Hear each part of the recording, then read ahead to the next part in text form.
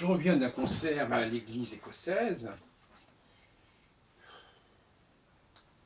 rue Bayard,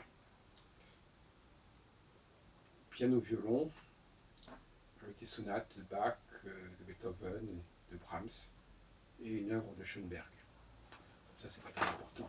Donc, j'étais d'ailleurs avec une amie, enfin bon, et je lui fais part de mes réflexions qui l'ont un peu choqué, un peu étonné, en lui disant que,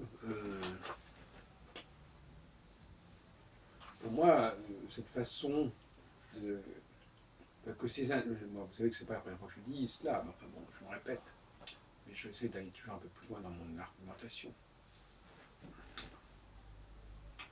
Je suis toujours gêné quand je vois des gens interpréter des œuvres du XVIIIe, du XIXe siècle. Et s'arrêter à Schoenberg, qui appartient donc au début du XXe siècle. Bien qu'il ait vécu quand même jusque dans les années, jusqu'au lendemain de la Seconde Guerre mondiale. Très âgé d'ailleurs.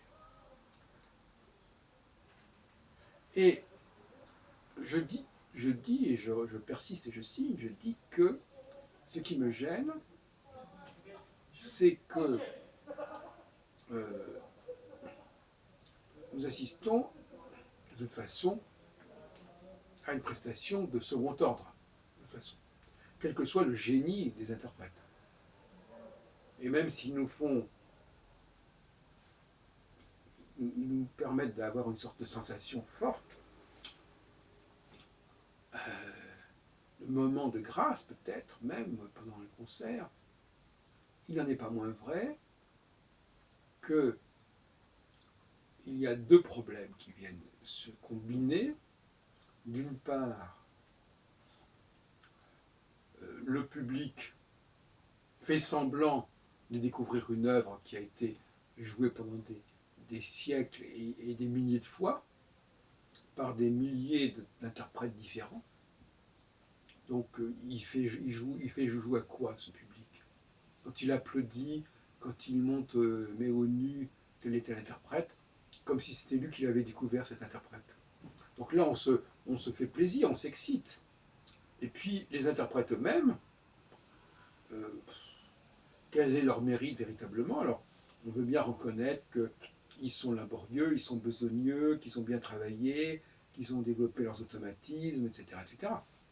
La belle affaire, c'est de la besogne, c'est des automatismes. Quel rapport avec non seulement la composition d'aujourd'hui, mais en plus avec cette fraîcheur, cette authenticité de l'acte de composition, de l'acte d'improvisation. Il y a quelque chose qui ne va pas. Tout ça. Alors, mon ami me disait ah oui, mais tu comprends, enfin vous comprenez, je crois que vous voyez, vous comprenez, c'est une américaine d'ailleurs, vous comprenez, euh, c'est très bien ce qu'ils font, ces gens-là, ce pianiste, ce violoniste, c'est très bien. Mais comment ça, c'est très bien? Ils font semblant de savoir aligner des notes, c'est ça qui est très bien. Ils alignent les notes parce que ils combinent des notes, ils combinent des sons, ils combinent des rythmes, parce que c'est la partition qui leur le permet, mais eux-mêmes, ils n'en sont même pas capables, par eux-mêmes, laissés à eux-mêmes, sans avoir cette prothèse de la partition euh, apprise par cœur ou pas, peu importe. En l'occurrence, il y avait des partitions. Moi, je considère que c'est une imposture.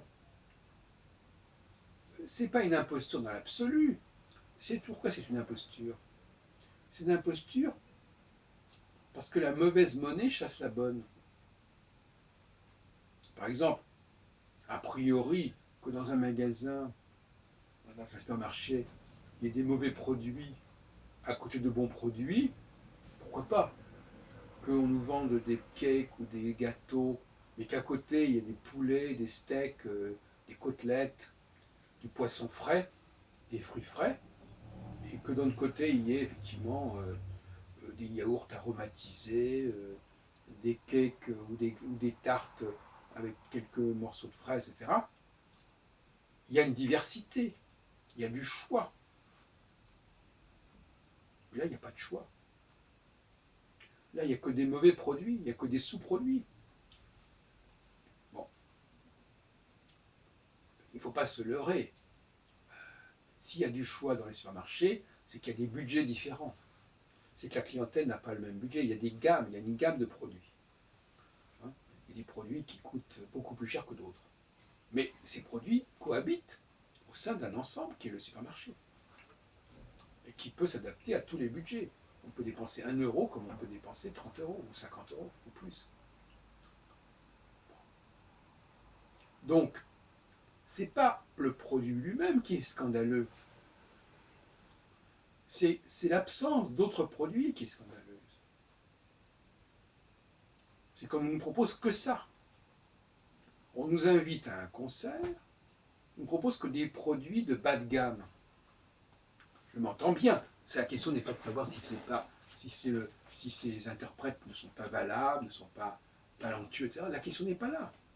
La question, c'est que de toute façon, ce sont des produits de bas de gamme parce que c'est du réchauffé, c'est du répété, c'est du rabâché, et on aura beau l'agrémenter d'une petite sauce ou d'un petit truc spécial, ça sera quand même du bas de gamme. Donc, je ne dis rien contre le bas de gamme, ni sur le plan alimentaire, ni sur aucun plan, à condition que le haut de gamme existe aussi. Par exemple, dans les supermarchés, il y a des vins à très bas prix et il y a des vins à haut prix. Enfin, non pas dans quel vin, il y a quand même des produits qui sont plus chers que d'autres, qui sont plus rares que d'autres, qui ont plus de valeur que d'autres. Eh bien, il faut que ces différents produits cohabitent. Donc, ce n'est pas la question que tel produit ne soit pas, n'ait pas une légitimité à exister. C'est que dans certains domaines, comme dans le domaine musical en particulier, on nous impose des produits de bas de gamme et uniquement des produits de bas de gamme comme s'ils avaient l'exclusivité. C'est ça le scandale. C'est comme si on allait dans un supermarché où il n'y aurait que des cakes, des gâteaux, des chips, des fruits secs. Enfin, on pourrait penser que c'est un peu comme pendant l'occupation. Enfin, j'y étais pas, pendant l'occupation. Enfin, en période de pénurie, alors s'il y a alors, le mot pénurie est employé, effectivement. En période de pénurie, il est normal qu'on ne propose que des produits de bas de gamme. Parce que les produits haut de gamme disparaissent. Ou ils sont envoyés ailleurs. Ils sont exportés. Par exemple, il y a des pays, ils exportent les choses les plus valables et puis ils ne gardent plus pour la population locale que les trucs les plus nuls. Ça se comprend, il y a une réalité économique. Alors là maintenant, si on me répond, cher monsieur Albron, vous vous plaignez qu'on nous propose au public que des produits de bas de gamme, mais il n'y a pas de produits de haut de gamme. Personne n'en propose. C'est comme si on disait, vous vous plaignez qu'il n'y a pas de vin de haute qualité, mais on ne produit plus de vin de haute qualité. Il n'y a plus de Bordeaux, il n'y a plus de Bourgogne, il n'y a plus de grands grands vignobles. Ah bon, très bien. Ah ben d'accord. S'il n'y a plus cette population, s'il n'y a plus que des produits de bas de gamme, qu'on nous le dise. Bon, maintenant,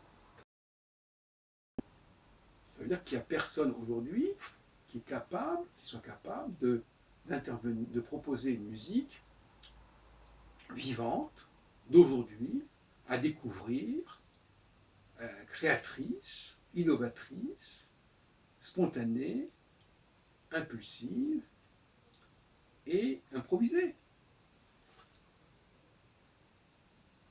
Est-ce que c'est vrai? Est-ce que c'est vrai qu'il y a cette... Parce que tout se passe comme si c'était comme ça. Donc effectivement, on n'est plus... ces produits de haut de gamme n'existent plus.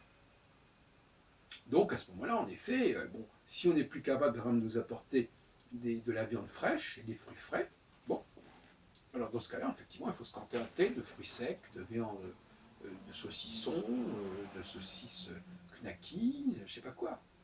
Ça se comprend.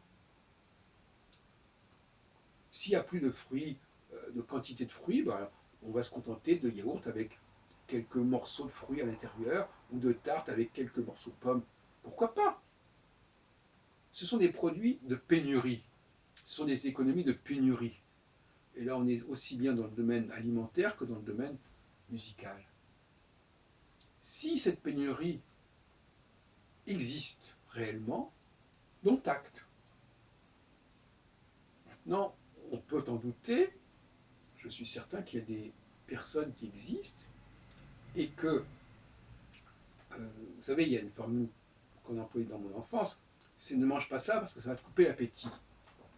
Si on nous sert des choses bourratives qui vont en quelque sorte nous enlever l'appétit de choses plus valables, parce qu'effectivement, quelques amuse-gueules comme ça, de petites cacahuètes, de petits trucs à base de céréales, on va se bourrer avec ça, et après on n'aura plus envie de manger des côtelettes, des steaks, des escalopes, du poulet, de la dinde, du poisson frais, etc. Et des fruits. Si c'est ça la stratégie consiste à se bourrer, à se remplir de choses de bas de gamme pour ne plus avoir d'appétit pour les choses de haut de gamme. C'est ça qu'on essaie de faire, de nous enlever l'appétit des choses de haut de gamme. C'est très démagogique, ça veut dire que finalement, pourtant, on a gardé dans bien des domaines ce sens de la qualité du produit. Dans le domaine du vin, par exemple, c'est bien évident. Et en musique, tout se passe comme si il n'y avait plus de compositeurs aujourd'hui. Comme si ces compositeurs n'intéressaient plus personne.